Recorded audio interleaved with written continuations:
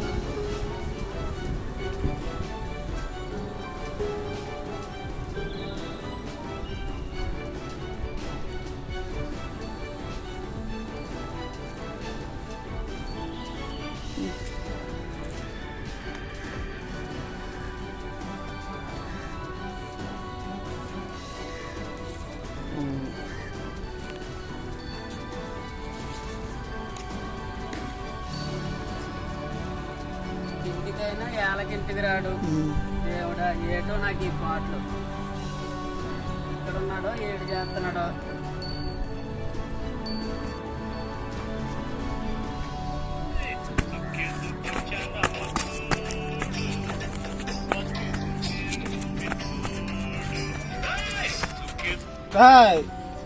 ఎవడరాది మంచి మూడ్ లో డాన్స్ వస్తుంది, మధ్యలో పాట ఆపింది.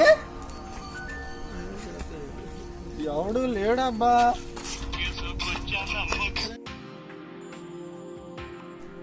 ఈ పాట ఎలాగాగిందబ్బా? అరే ఫోన్ లాగుందే, ఎవరిదబ్బా ఇది? బుజ్జిముండ భలే దొరికిందిలే, ఎప్పటికైనా పనికి వస్తుంది. ఇదేనమ్మా ఇల్లు లేకదా? రే నాన్న, రే నాన్న, ఎక్కడున్నావా? రే శంకర, నువ్వు మారవా? ఈ మాయిదారు మందు తాగి నీ జీవితం అంతా పాడు చేసుకుంటున్నావురా. మాయిదారు మందు కాదురా, నా జీవిత అమృతం. ముందు ఆకలిస్తుంది, అన్నం పెట్టవా. మంచిగా ఏదైనా చెప్తే వేదాంతాలు మాత్రం చెప్తావురా, మాట మాత్రం వినవు.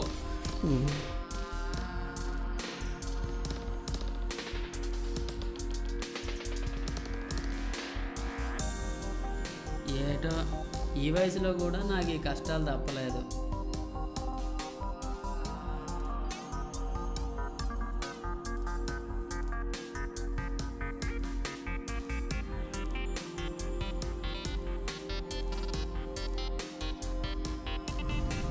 రే శంకర, ఈ మాయదారు మందు వల్ల బంగారం లాంటి కూతురు పోగొట్టుకున్నావు. నీ భార్యని పుట్టింటికి పంపించేశావు. ఈ మందు వల్ల నీ జీవితం పాడు చేసుకున్నావురా. నువ్వు ఉన్నావు కదా. ఒరే శంకర, అది పరా ఇంటి ఆడపిల్ల కాబట్టే వెళ్ళిపోయిందిరా.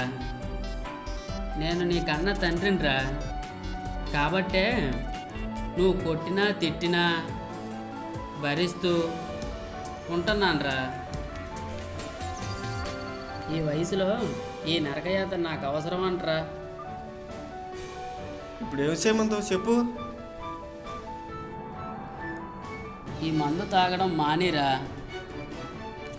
నువ్వు పిల్లలతో సుఖంగా సంతోషంగా ఉండడమేరా నాకు కావాలా.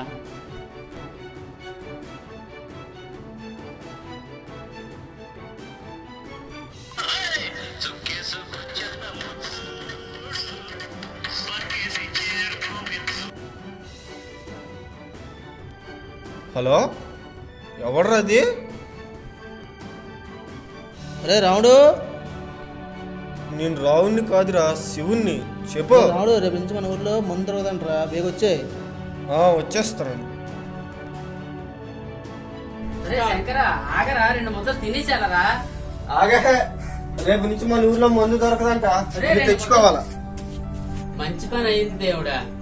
ఇక్కడే కాదు ఎక్కడ కూడా మందు దొరకకుండా ఉంటే ఇప్పటికైనా మనిషిగా మారుతాడేమో.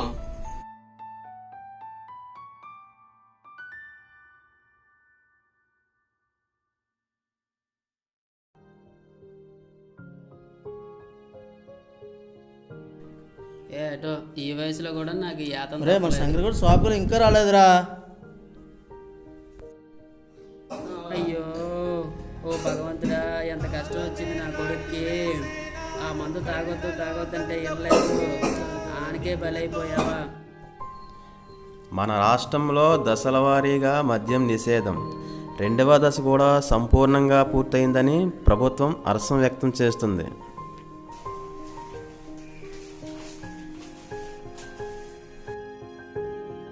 గ్రామంలో మద్యం దొరకకపోవడంతో మానసిక ఒత్తిళ్లకు గురవుతున్న గ్రామ ప్రజలు.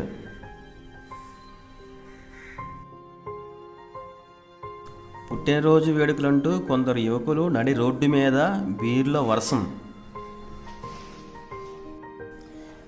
కల్తీ మద్యం త్రాగి 5గురు మృతి, మరో 2 అస్వస్థతకు గురయ్యారు. విజయవాడ సమీపంలో మద్యం దొరక్క శానిటైజర్ త్రాగి ఒక వ్యక్తి మృతి.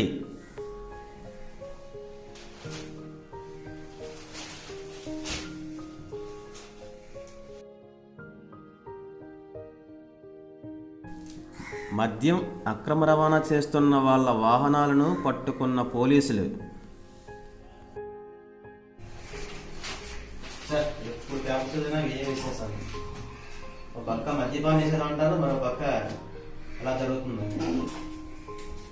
నమస్తే. నమస్తే. బాగున్నా రాజేష్? బాగున్నా సార్. ఇంకేంటి సార్ విశేషాలు? మీరే చెప్పాలి, మీ సచివాలయ విశేషాలు. ఏముంది సార్, రోజు రోజుకి కరోనా కేసులు పెరిగిపోతున్నాయి. కరోనా సరైన వ్యాక్సిన్ వచ్చే వరకు మనం ఏం చేయాలి రాజేష్. కాకపోతే మాస్కులు ధరించాలి, సామాజిక దూరం పాటించాలి, మన పరిసరాలు పరిశుభ్రం ఉంచుకోవాలి. అప్పుడే మనం కరోనా అరికట్టగలం. ప్రభుత్వం చేపట్టిన దశల వారీగా మద్యపానం నిషేధం సంపూర్ణంగా పూర్తవుతుంది సార్. నేను ఇప్పుడు పేపర్ చూసానమ్మా, చాలా బాగుంది. మద్యపానం సంపూర్ణ నిషేధం అంటే ఇదేనా? అలానే సార్. ఈరోజు పేపర్ చూసావా రాజేష్? సంపూర్ణ మద్య నిషేధం అంటే మద్యం లేకుండా చేయడం కాదు, మద్యం కల్తీ లేకుండా చేయాలి, మద్యం అక్రమ రవాణా అరికట్టాలి. ముఖ్యంగా మందు అలవాటు ఉన్న పరిస్థితి, మానిన తర్వాత వారి మానసిక స్థితి ఎలా ఉంటుందో చెప్పలేము. అలాంటి వాళ్ళకి హెల్త్ సెంటర్లు ఏర్పాటు చేయాలి, అలాంటి వాళ్ళకి వైద్యం అందించాలి, వాళ్ళ మానసిక పరిస్థితికి కౌన్సిలింగ్ ఇప్పించాలి, వాళ్ళని మంచి మనిషిగా మార్చాలి. అప్పుడు సంపూర్ణ మద్య నిషేధం అవుతుంది. థ్యాంక్ యూ సార్, చాలా బాగా చెప్పారు. ఈ విషయం మా అధికారులతో మాట్లాడి ప్రభుత్వం చేరేలా చూస్తాం. చూడు రాజేష్, త్రాగుడు అలవాటున్న వాళ్ళందరూ ఇదే మందురా బాబు అని సీసాలు పగలగొట్టిన ఆ రోజున సంపూర్ణ మద్య నిషేధం అవుతుంది.